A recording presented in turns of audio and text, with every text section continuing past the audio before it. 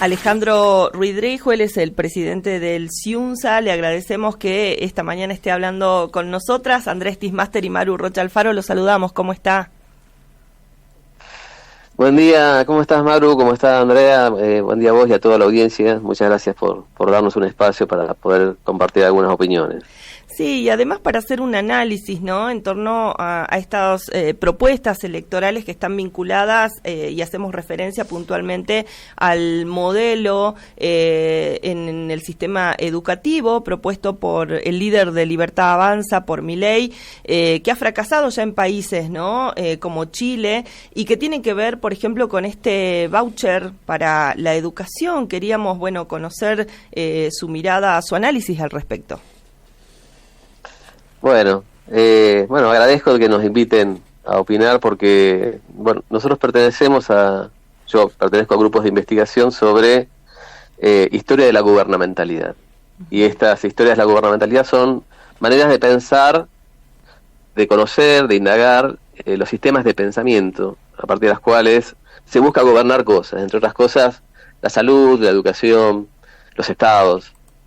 Y lo que uno ve en la propuesta de estas reformas impulsadas por uno de los candidatos a la presidencia de la Nación es la recuperación de una tradición de liberalismo que ha tenido distintas mutaciones. Es importante reconocer que la propuesta de generar un financiamiento de la demanda educativa y no de la oferta educativa comienza en el año 1955 con Milton Friedman. Milton Friedman era un neoliberal que pensaba que el mejor gobierno, como pensaban los liberales, es el que gobierna poco.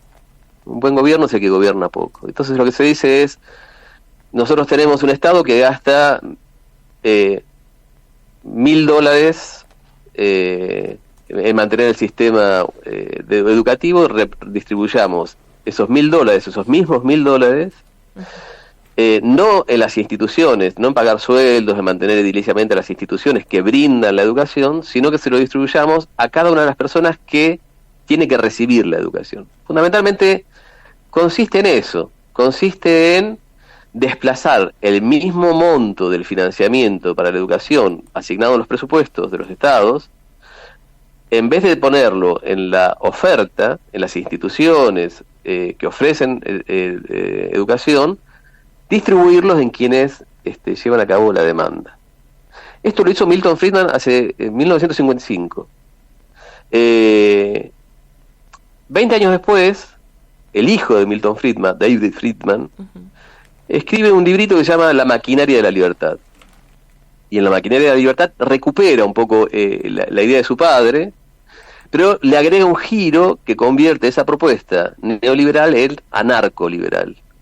Esa propuesta anarcoliberal consiste en que los vouchers, las formas de distribuir los recursos en la demanda, sean parte de una reforma transicional de primera generación para conducir a una reforma de segunda generación que implica eliminar los vouchers. O sea, esto es muy importante entenderlo, porque los vouchers... O sea, si hoy escuchamos una propuesta de implementación de vouchers, no quiere decir que se desfinancia la educación. Lo que quiere decir, y esto es lo que diferencia de lo que se aplicó en Chile.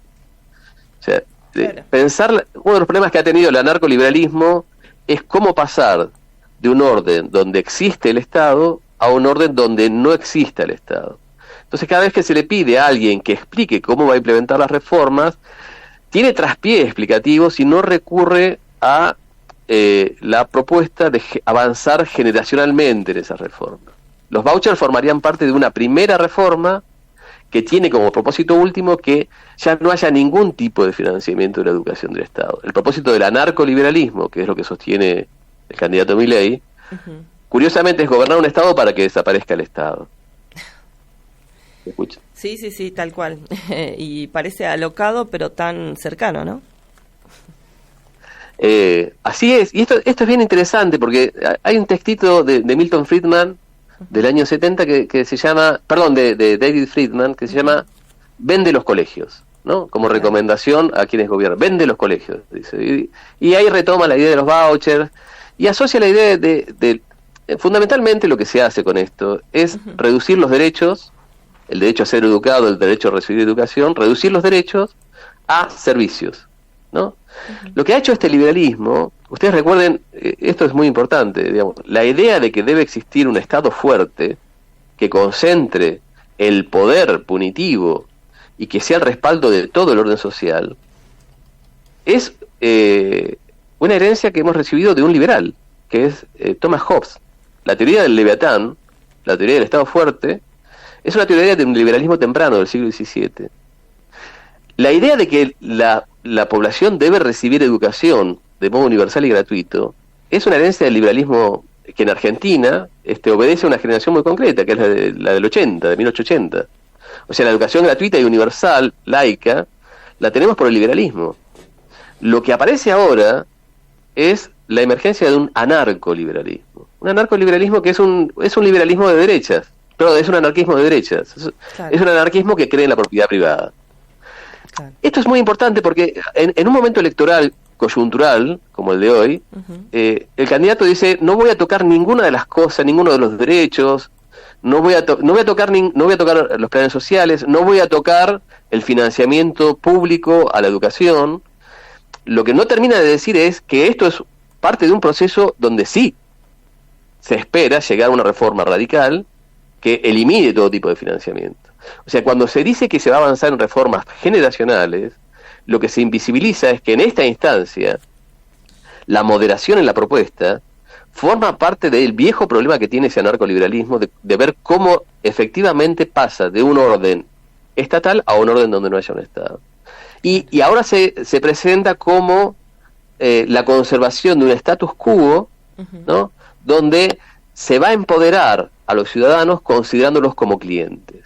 Y este es un problema muy importante porque claro, una de las cosas que se invisibiliza en esto, y ya dejo la palabra a Maru, pero una de las cosas que se invisibiliza en esto es que la crítica al Estado, al modo en que se lleva a cabo, está ocultando que los mismos problemas que se le endilgan al Estado se le pueden endilgar a la lógica de mercado, donde la concentración de poder del Estado se representa con el monopolio, por ejemplo, ¿sí? Donde la corrupción estatal también aparece como corrupción empresarial, donde cada una de las debilidades que se observan y se objetan en el Estado y que se quieren corregir a través del mercado, están invisibilizando que las verdaderas críticas son las críticas que enfrentan los problemas que aparecen en múltiples dimensiones, ya sean públicas o privadas.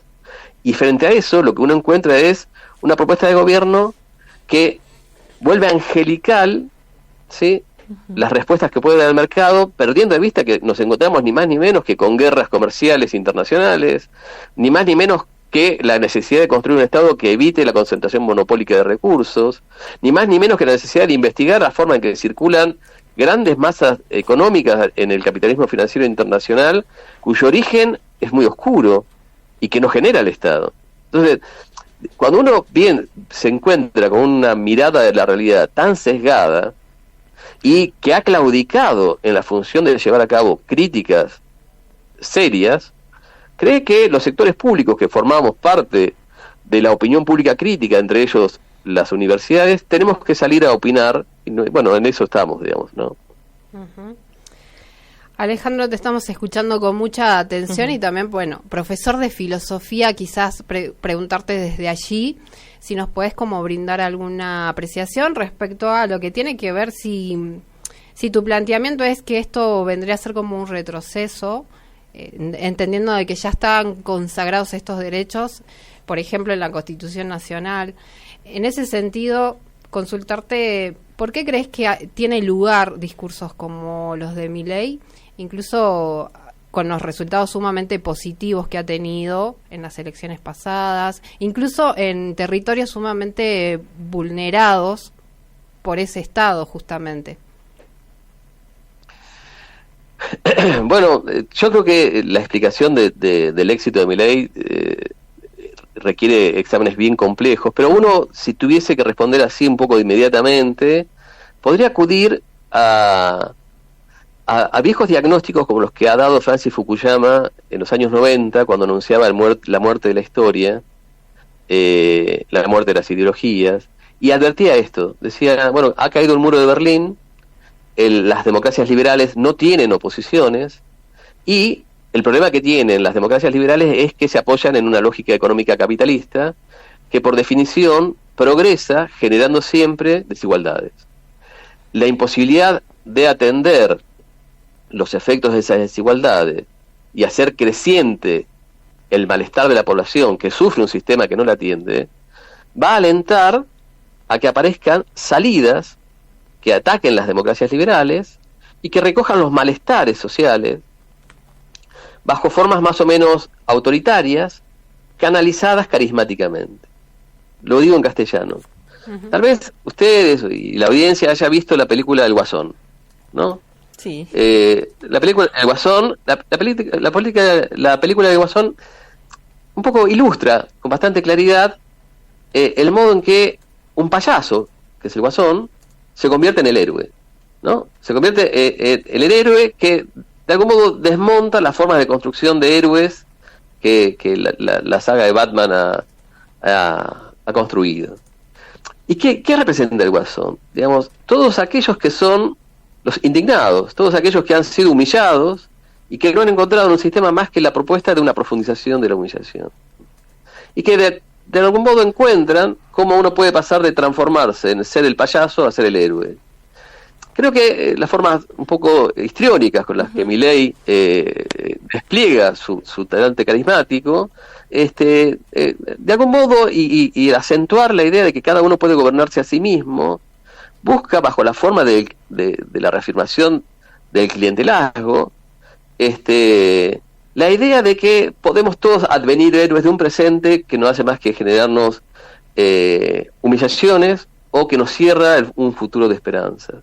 Creo una de las cosas que aparece como un elemento interesante es que vieron cuando se disputan proyectos políticos, hay una incitación al heroísmo de la ciudadanía. La gente pugna, discute, milita, despliega actitudes próximas a lo que son los instrumentos con los cuales se construye la épica. Cuando uno va a un supermercado, no tiene un despliegue épico. Cuando uno es un cliente, no tiene un despliegue épico. Va y consume y despliega su divergencia, su diferencia, en ese consumo sin ningún talante épico. Una de las cosas interesantes de la combinación de la propuesta de que todos nos convertamos en clientes que demandamos ser atendidos por servicios que se ajustan a nuestras necesidades, con un talante crítico, es precisamente la manera en que este discurso, ¿no? En que todos, ¿qué es lo que dice la propuesta del anarcoliberalismo? Todos aquellos que son ciudadanos deben ser antes clientes, y como son clientes tienen el derecho a demandar que quienes les ofrecen servicios compitan entre ellos, ¿no? Sean públicos o sean privados. O sea, acentuar la lógica del clientelismo parecería menguar la incitación a devenir héroes de nuestro presente. Sin embargo, lo que hace Milei es jugar con la idea de libertad, que tiene una enorme resonancia épica. Las guerras tienen en gran medida históricamente el motor de la libertad, y esa libertad, que es fundamentalmente libertad económica, la transforma en una especie de libertad política muy ajustada a la forma en que el anarcoliberalismo ha tratado de forjarla. Una de las cosas interesantes para este punto es que David Friedman, en ese textito Vende en los colegios, termina diciendo: hace 15 años yo propuse estas ideas y pronostiqué que los gobiernos iban a incorporarlas. 15 años después me di cuenta de que nadie las ha incorporado. Me equivoqué. Lo que dice Friedman en ese momento es: espero que algún Estado lo incorpore. Lo que pasó con Chile no es exactamente lo que el anarcoliberalismo ha propuesto. Tiene sus matices. Pero lo que sí me parece que es interesante es que quienes participamos de las instituciones públicas y quienes participamos de universidades públicas que han construido sus sistemas de gobierno político para ver cómo se accede a la educación, entendemos que la educación no es un servicio. La educación es un derecho. Y los derechos se discuten y se construyen políticamente.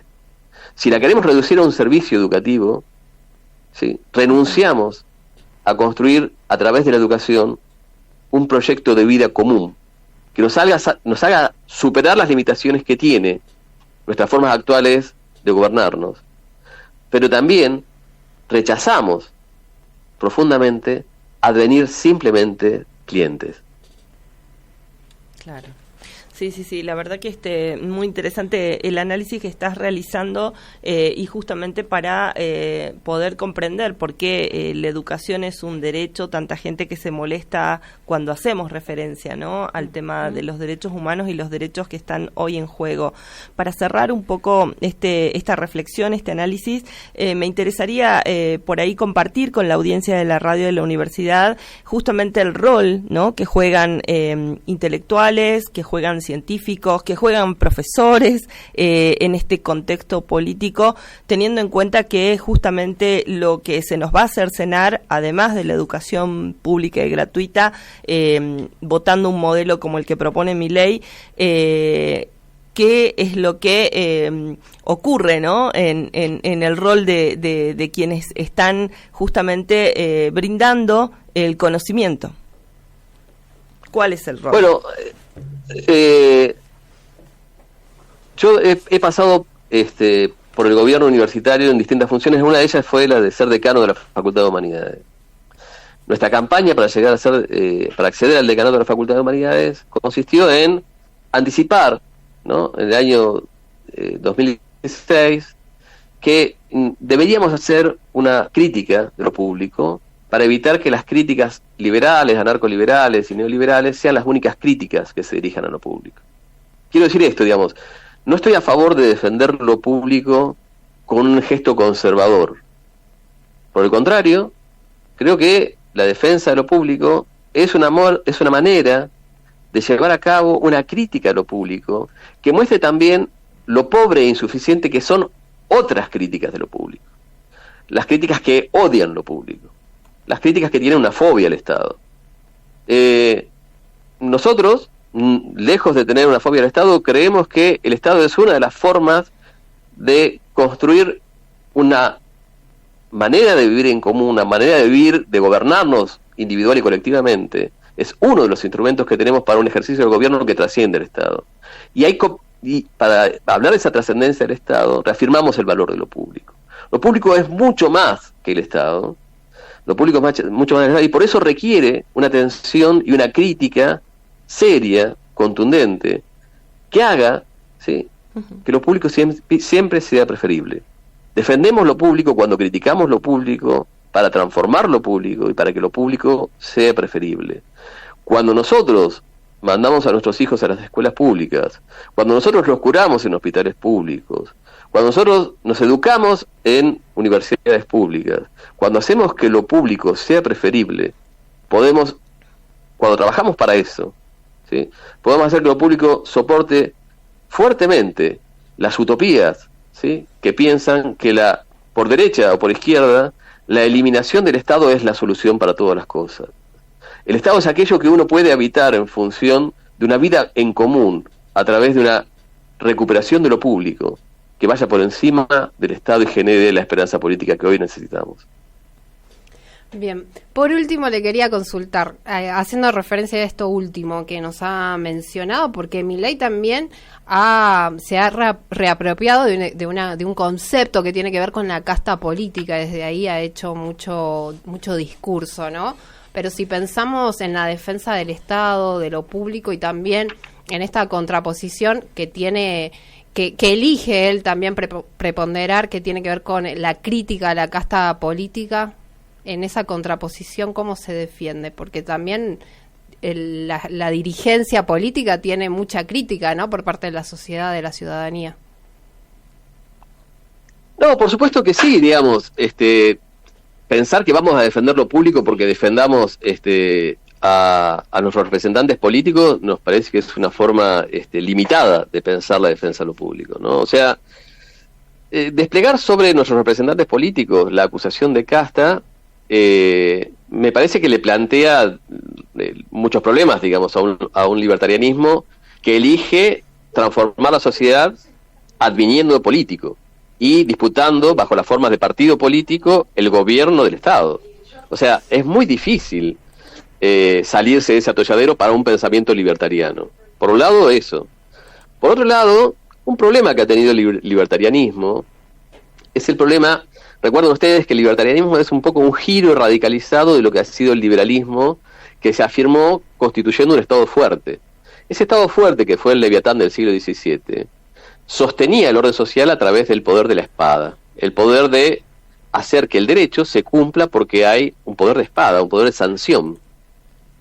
El problema que tiene el libertarianismo es la resolución de los problemas de la justicia, digamos, cómo se castiga, no solo cómo se accede a servicios, porque cuando cada uno de nosotros adviene un cliente, se coloca en el lugar de un consumidor.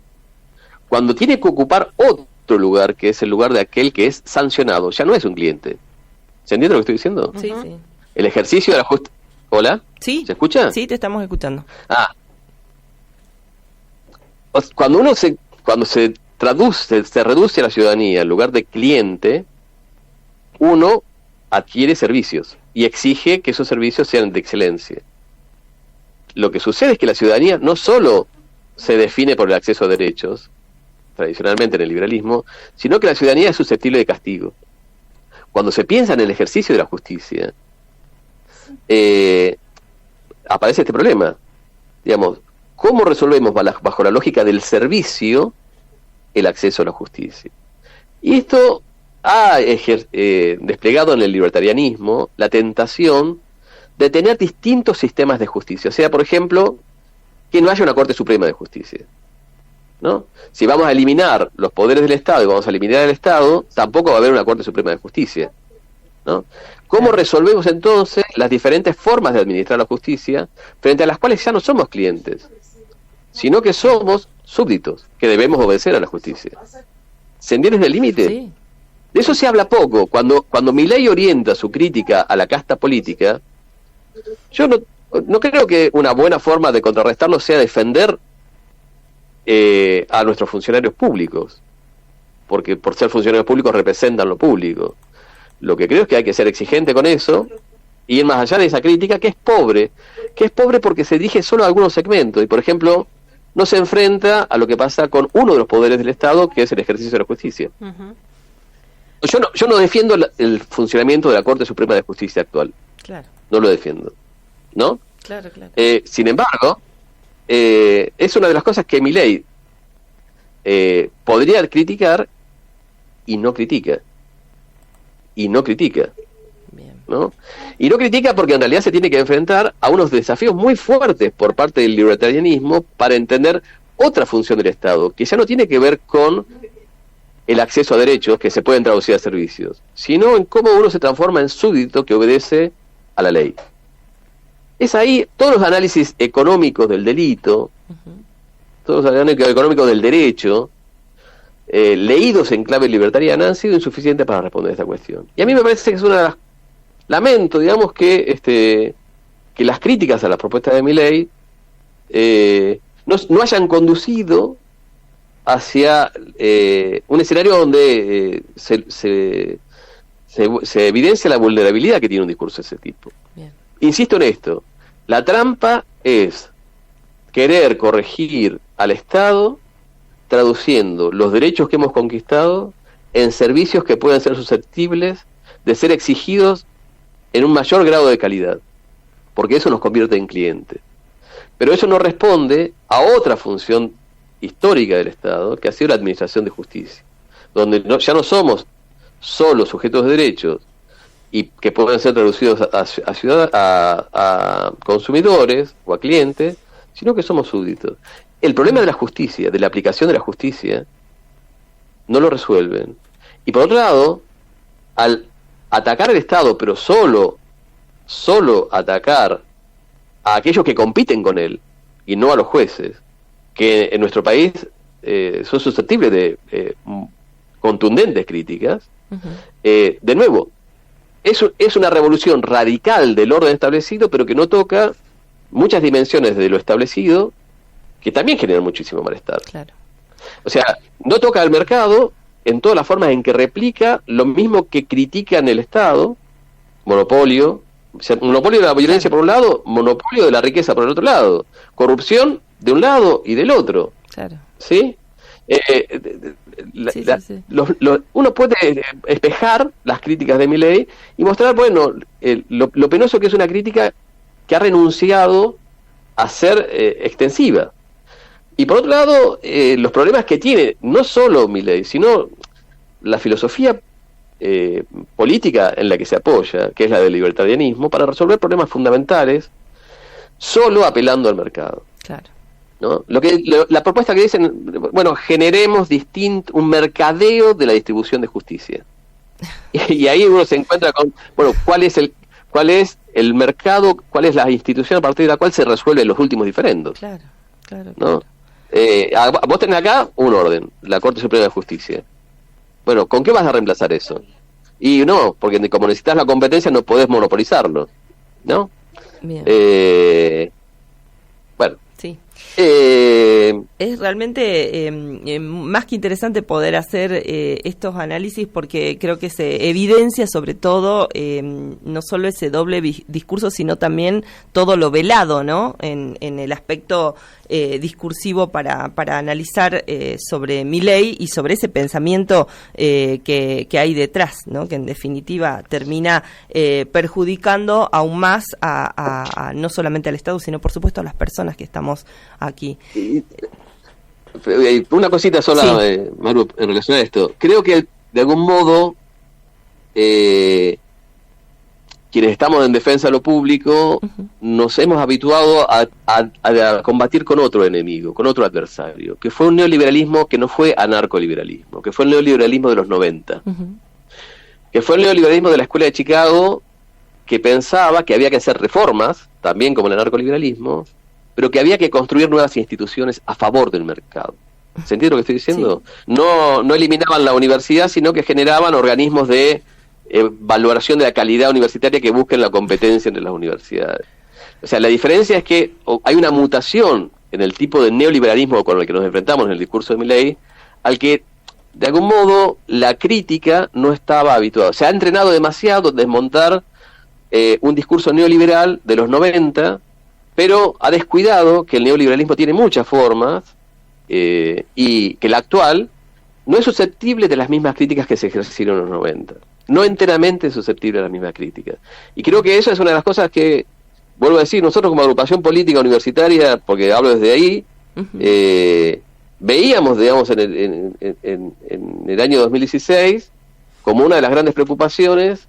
Pero bueno, el fantasma del neoliberalismo de los 90 hegemonizó la contraposición, y de hecho es lo que marca también las contraposiciones entre Cambiemos y Milei. Claro. ¿No?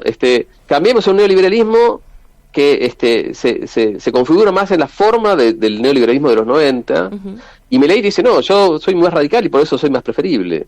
Creo que y esa es la sorpresa también electoral, digamos, sí, ¿no? Se ha disputado con un adversario que no terminó siendo el verdadero adversario. Claro. Bueno, perdón que me haya extendido demasiado. No, está bien. Aparte, está bueno poder realizar y ofrecer a quienes nos están escuchando, y además este material que va a quedar en las redes sociales de la radio, una reflexión en torno, digamos, una reflexión bastante profunda en torno a esto que está ocurriendo y que tenemos todavía la posibilidad de modificarlo camino hacia octubre. Así que le queremos agradecer este contacto en la mañana aquí en la radio de la universidad. Muchas gracias. Muchísimas gracias a ustedes dos. Que tengan muy buen día. Gracias. Igualmente, gracias.